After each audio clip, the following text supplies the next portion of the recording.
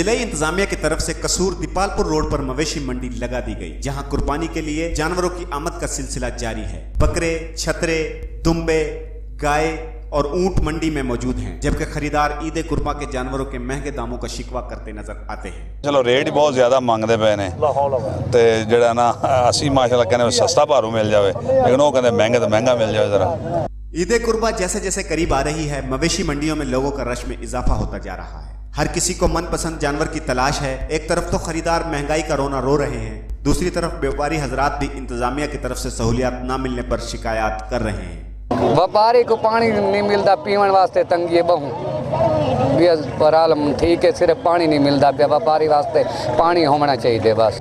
हम किधर जाएं? इनके आसरे पे बैठे हैं, गवर्नमेंट के आसरे पे बैठे, चलो यहाँ पे मंडी लगी है हम इधर रुक जाएं, और यहाँ पे भी कुछ ही इंतजाम नहीं हमें मिल रहा।